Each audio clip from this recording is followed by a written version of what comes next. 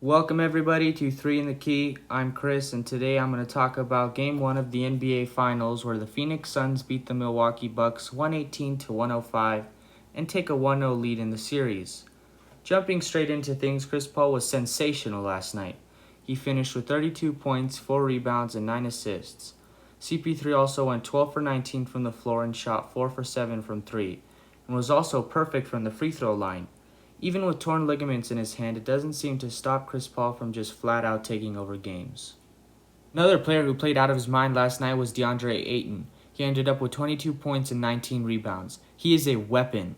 It's understood that most of the offense is generated from the Suns' backcourt by Chris Paul and Devin Booker, and occasionally Cameron Payne, but having a center like Ayton helps a lot. He is a traditional big man who camps around the paint, and having a point guard like CP3 who we know can get him the ball in the right places, Ayton becomes a serious offensive threat. Now moving on to Devin Booker. Booker, who didn't even play a good game. He was 8 for 21 from the field and was a miserable 1 for 8 from 3. However, Booker did end up with 27 points, mainly going perfect from the foul line, making 10 out of 10 free throws. Overall, not one of his finest, or should I say efficient performances, but the Suns were able to get the win.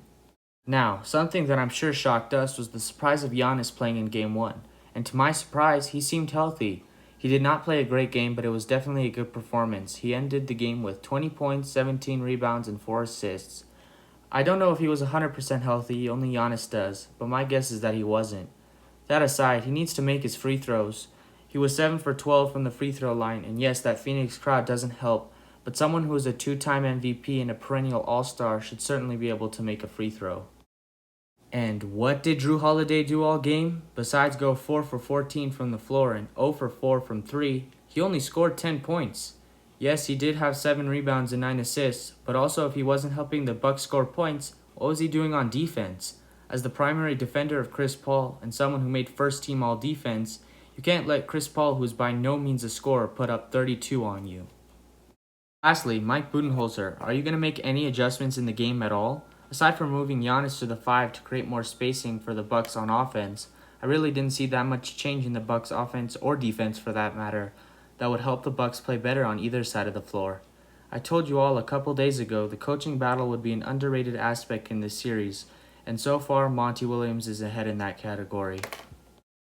Thank you all for watching. Peace!